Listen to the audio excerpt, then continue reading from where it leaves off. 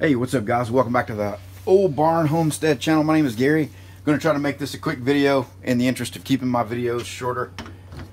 I was out here the other day and about once a week I come out and do this check after I had all these problems with this thing.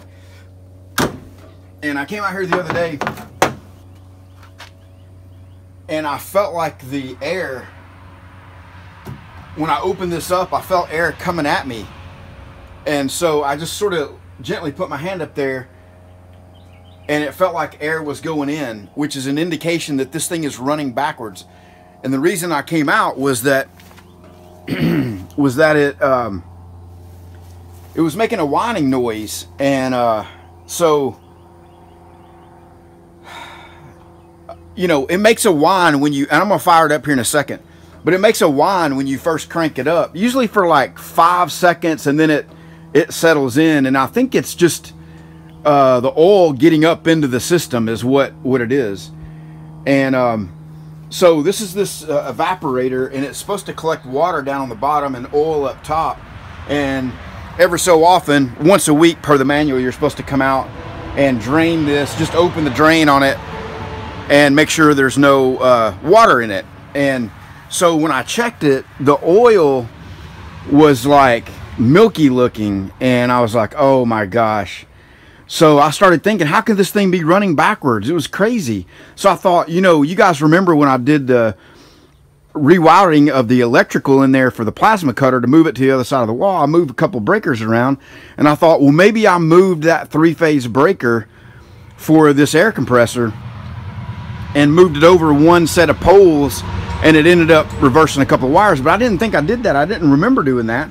I know I turned all those big breakers off in there while I was working on it, but I didn't remember moving one of those. So anyway, so I went in, I came out here and I thought, well, this box right here, this shutoff switch right there is going to be my easiest place to it's going to be my easiest place to switch two of the leads.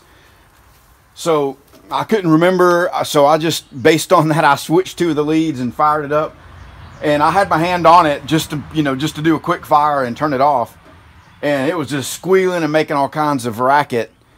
And so, well, I was like, well, dang, let me double check it again. So I switched the wires back like they were and fired it back up again. And it was running right. And I had, you know, I had this thing was blowing up and I had air coming out. I was like, I think I'm losing my mind around here, man. It's just, I'm so paranoid about this dang thing. Let's see if we get anything out of this. Yeah, it's just some nice looking clear synthetic Quinsin oil, which is comes in a 5-gallon bucket. Quinsin Plus. So anyway, we're good to go on this thing. It's been, other than that little episode, it's been running good. And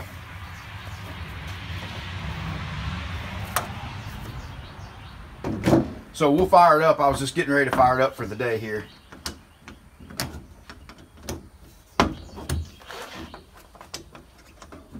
You'll hear that whine on it.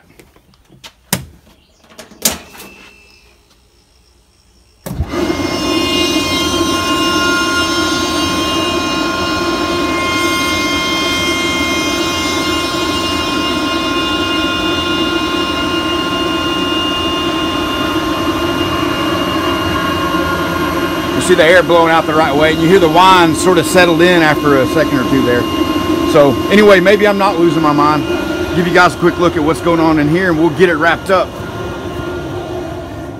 Stay tuned for a video on the Turbo Cobra channel. I'm working on this right here. It's a square tubing bender. Everything is plasma cut. It's based on different size discs that end up making up the die, with a huge heavy clamp plate going on top with a 1-inch bolt.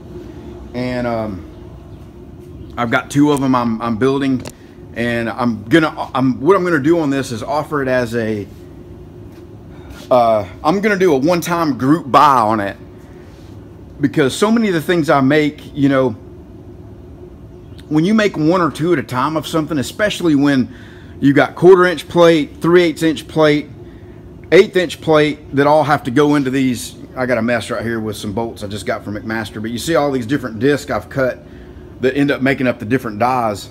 You know, if I were to offer this as a kit and I get, let's say, some initial orders for it,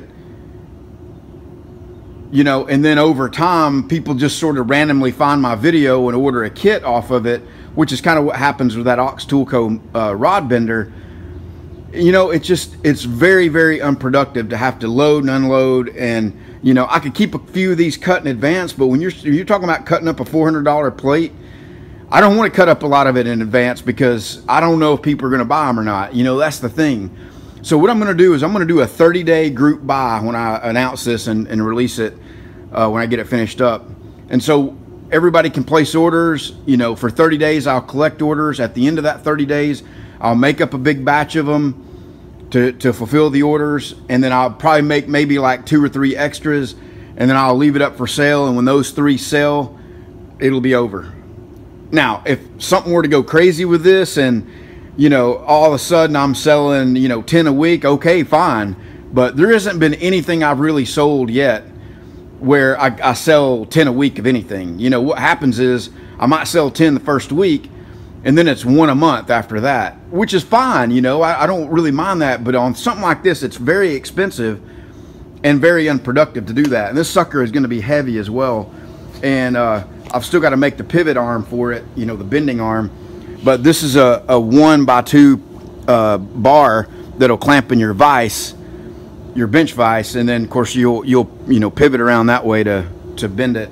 And right now it's just going to be for 1 inch square tubing and smaller. So 1 inch, 3/4, and 1/2 inch is what I'll have dies for. At some point maybe come up with a bigger one, but the thought is keep it compact, keep it where it can be shipped in a flat rate box, because again, you're talking about probably going to be about 60-70 pounds worth of stuff, you know, and all of a sudden shipping becomes a big component, and it may be as much as I'm selling the whole thing for. So it's always a consideration. But anyway, guys, I'm going to let this one go. I'll see you on the next video.